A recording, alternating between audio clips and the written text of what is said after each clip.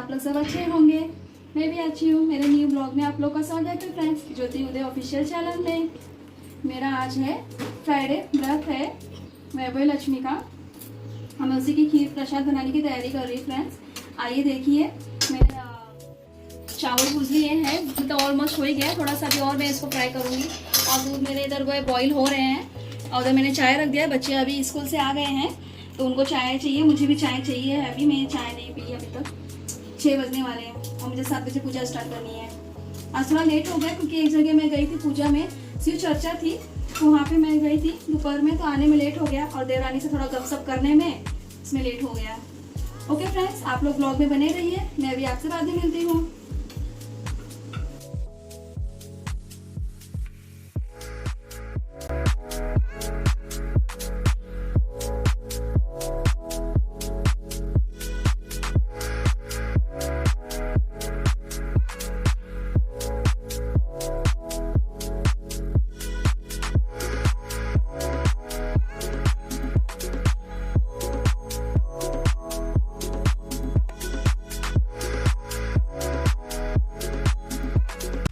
मैं जहाँ गई थी शिव चर्चा में, ये वहाँ का है वीडियो। वहाँ पे शिव चर्चा हो रही थी।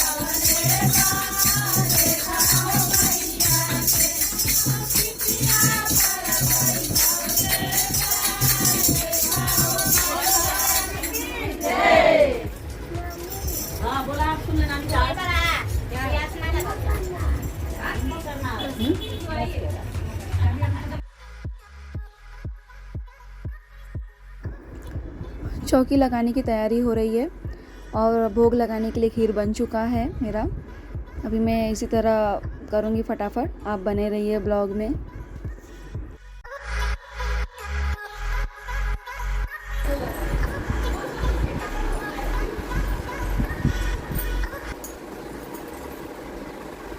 जल गया क्या?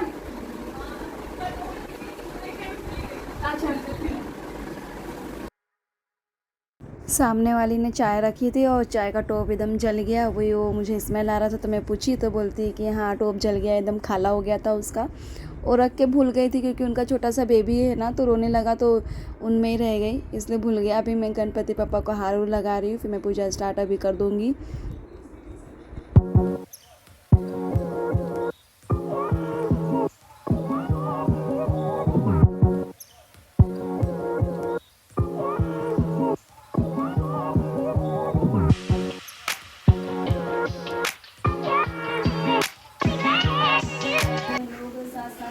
और एक दूसरे के काम आते थे। पर ये नए ज़माने के लोगों का स्वरूप अलग सा है।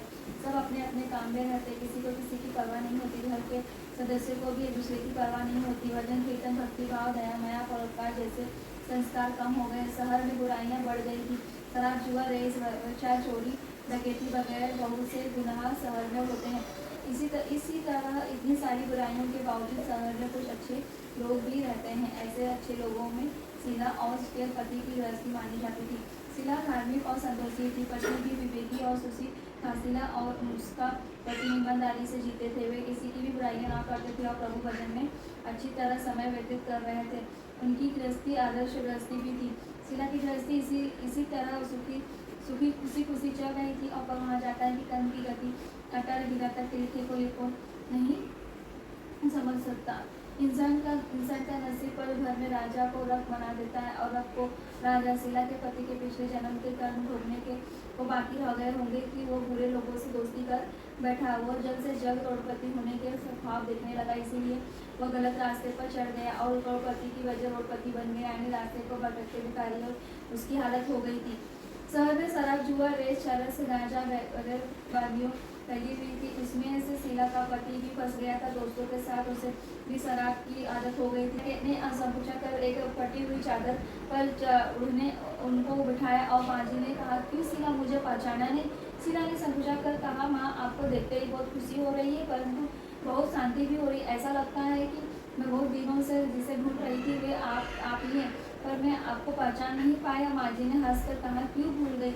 हर शुक्रवार को लक्ष्मी जी के मंदिर में भजन कीर्तन होते थे, तभी मैं भी वहाँ आते थे और वहाँ पर हर शुक्रवार को हम मिलते थे। पति की गलत रास्ते पर चढ़ गया और तब से शीला बहुत दुखी हो गई थी और दुख की मारी वो लक्ष्मी जी के मंदिर में भी नहीं जाती थी और बाहर के लोगों के साथ नजर मिलाते हुए भी उसे शर्म लगती थी। उसने याददाश्त पर जोर दिया, यह माँ जी याद नहीं आ रही थी और तभी माँ जी ने कहा, तू लक्ष्मी जी के मंदिर में कितने मधुर भजन गाती थी, अभी तू दिखाई नहीं देती, इसलिए मुझे ये हुआ कि तू क्यों नहीं आती है, कहीं बीमार तो नहीं हो गई? ऐसा सोचकर मैं तुझे मिलने चली आई हूँ। माँ जी ने कहा, बेटी, सुख और दुख तो कुछ धूप और छाँव जैसे होते हैं। सुख के पीछे दुख और दुख के पीछे सुख भी आता है। धैर्य रखो बेटी। और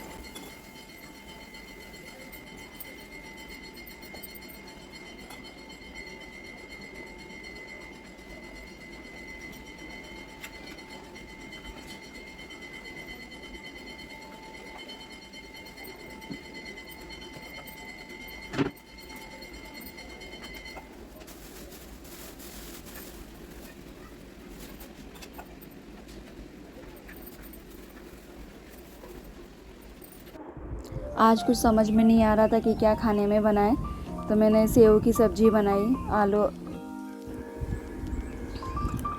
कांदा, टमाटर और लहसुन, अदरक, मिर्ची का मैंने पेस्ट बना लिया है। कड़ी पत्ता, अभी मैं सब सारी चीज़ें डाल के तड़का दूंगी।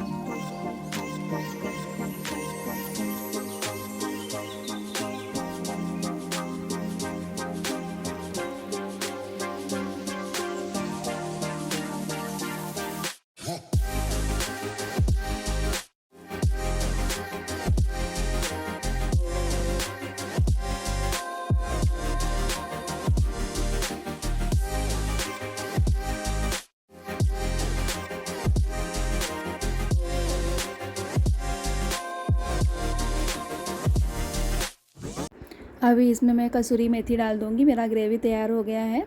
ज़्यादा गाढ़ा नहीं बनाया, मैंने थोड़ा पतला ही बनाया है। अच्छा, राइस भी मेरा राइस हो गया है और अभी सेव डालेंगे तो फिर वो ऑलरेडी गाढ़ा हो ही जाएगा। ओके फ्रेंड्स, मेरी वीडियो अच्छी लगी है तो लाइक शेयर एंड सब्सक्राइब करिएगा फ्रेंड्स। Bye bye.